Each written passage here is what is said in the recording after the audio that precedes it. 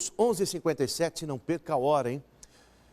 O repórter Jário Nascimento, junto com o Cleverson Constantino, voltaram à cidade de Almirante Tamandaré. Por quê? Ontem nós falávamos aqui no programa a respeito de uma morte misteriosa que a polícia está desvendando. O homem acabou sendo preso. O empresário, o Bini, ele foi morto, teve o corpo queimado, a casa incendiada.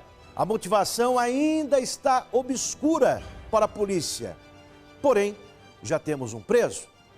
Ontem nós falávamos a respeito de uma mulher que seria, talvez, junto com esse homem que foi preso ontem, comparsa, culpada.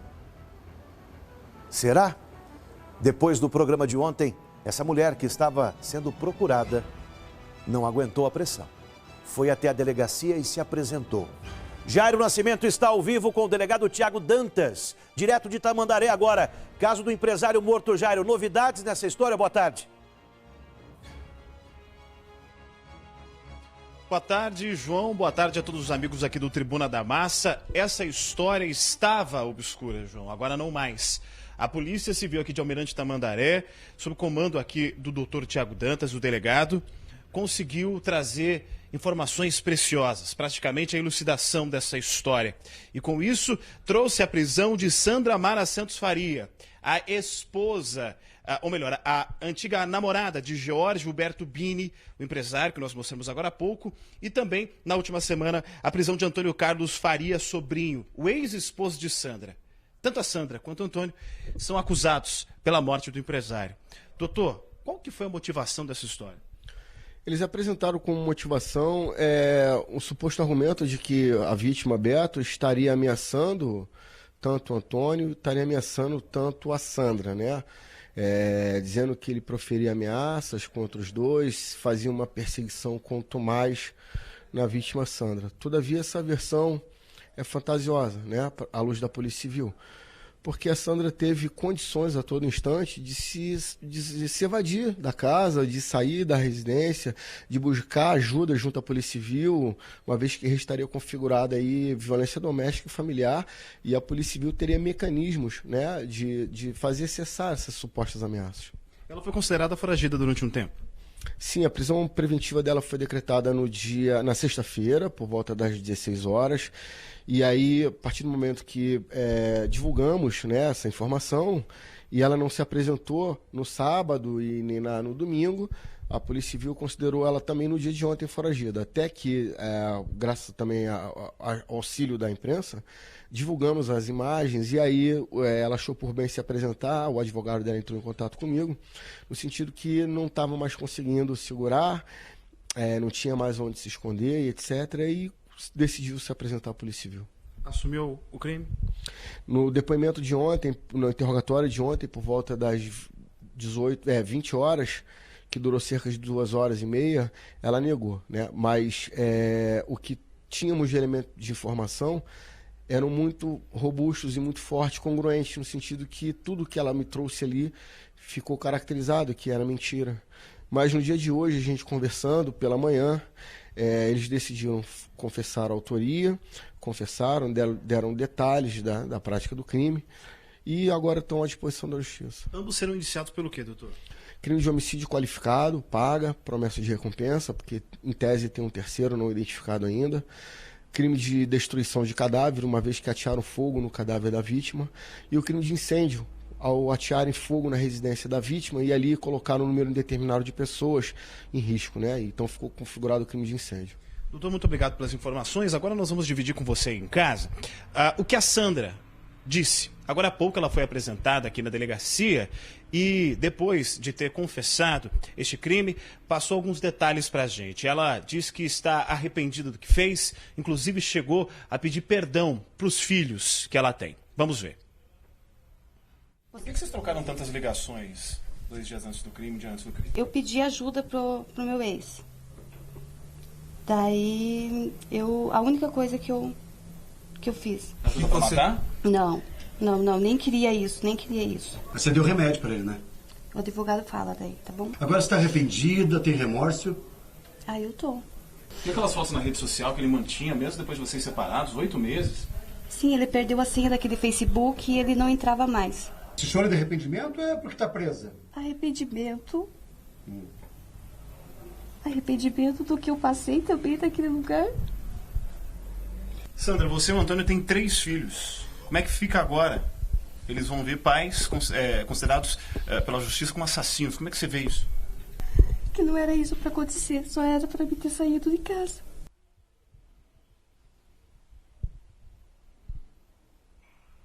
Bem, você aí de casa escutou. Ela disse que junto com o Antônio, com o ex-marido, ela teria combinado isso. Tanto que 2 dias antes do crime, eles começaram a trocar ligações telefônicas. Ao todo de 50 ligações. Uma semana antes, o Antônio teria comprado um sonífero. O resumo da história é o seguinte: eles foram até a residência lá no dia 29, doparam o Beto Bini, ele ficou meio grogue, acabaram o matando com pancadas, provavelmente com uma barra de ferro.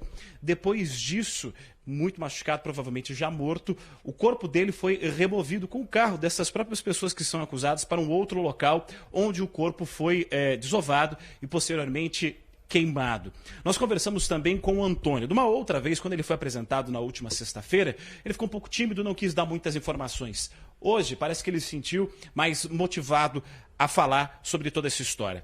Confirmou de que o Beto seria uma pessoa agressiva e estaria incomodando a ex. Disse também que ama ainda a ex. Seria talvez um dos motivos de manter as fotos na rede social também. E ele disse que acabou ficando aliviado com toda essa história. Vamos ver. Não quer nem pedir perdão, desculpa, nada? Não. Pelo crime de ontem que você praticou, você não quer pedir perdão? Não. Nem para os teus filhos? Quem falou que fui eu que pratiquei? Quem que praticou? Quem praticou? Por que você não dá o nome da terceira pessoa, então, para a polícia? Só falarei em juízo. O delegado disse que você confessou o crime. Eu vou exercer meu direito de silêncio. Ela confessou que você participou, que ele ligou para É? você. Ela falou. Então tá bom. Eu vou exercer meu direito de... Antônio, tudo que você falar mais adiante vai ser público, todo mundo vai saber. Por que você não aproveita a oportunidade agora para se defender? Não, o fato é que o cara era muito mala, perseguia tudo nós, eu, ela, a família, e usava revólver direto na caminhonete. Várias vezes dele ir em volta da minha casa lá com a caminhonete, não tinha hora, de madrugada, de tarde, e eu nunca persegui ele, nunca vim na casa dele para nada. E ele andava direto armado, e ia no salão, ia na casa do pai da Sandra, enfim, ele vivia perseguindo. Mas se eles tinham um relacionamento, qual o problema dele? Aí que vocês têm que descobrir, Mas justifica o que vocês fizeram? Não, você está falando vocês, mas você não sabe o que aconteceu. Você é apaixonado pela Sandra ainda? Eu amo ela. Você tem a intenção de voltar com ela? Pediu para voltar com ela, não? Não sei, no decorrer do tempo aí, vamos ver. Você não fez, de repente, um acordo com ela, ou te ajuda e você volta para mim, não? Não, foi na hora do desespero, não era para acontecer isso, era só para dar um susto e de repente reagiu e aconteceu. Agora, Mas ele estava dormindo, como é que ele reagiu? Ah, eu estava junto com ele? Não, eu não, mas o delegado falou. Não. Se você disse que ele reagiu, o que aconteceu, você está confessando. Reagiu, ele não estava dormindo. mas ele tinha uma arma, nem arma ele usou? Sim. Rapaz. Não, mas estava escondido. E quem te ajudou nesse crime? Então, houve um terceiro, mas eu não vou falar. Tem medo Só da falarei pessoa? em juízo. Tem medo da pessoa? Não, Como é que você sabe que ele estava alguém- dormindo? É alguém da sua confiança, a terceira pessoa? só falarei em juízo. Valeu a pena tudo isso, Antônio? Ah, eu me sinto aliviado. Mas você colocou ela em uma confusão danada também, né, rapaz? Na verdade, nós se colocamos numa situação delicada, mas eu estou preso, mas se Deus quiser um dia eu saio daqui e do cemitério eu jamais saí. Você fala isso, se sente aliviado e fala que do cemitério não vai sair? Pois é. Nós estamos aí com essas informações que você acabou de escutar sobre o Antônio, sobre a Sandra. Mais um caso quase que 100% resolvido aqui pela delegacia de Almirante Tamandaré, em menos de 20 dias depois do crime que aconteceu no último dia 29 de agosto, naquela madrugada, depois da primeira informação sobre um incêndio na casa e acabaram descobrindo essa situação de assassinato. Com você, João? Me lembro muito bem, viu, Jair? Agora, só um detalhe, que é uma história de novela, né? Não é? Aquelas tramas que a gente, infelizmente, é obrigado a assistir hoje em dia, né? Aquelas tramas de assassinatos, não é? Agora, o que me chama a atenção é a premeditação do crime. Porque, se não me falha, salvo engano, você está aqui para me ajudar, ele teria ido a uma farmácia de Rio Branco do Sul, que é uma cidade pouco para frente de Almirante Tamandaré, e teria comprado lá um sonífero, quer dizer, já pensando em dopar a vítima. Isso se confirmou, não? Se confirmou, inclusive, a polícia já desconfiava disso há um bom tempo.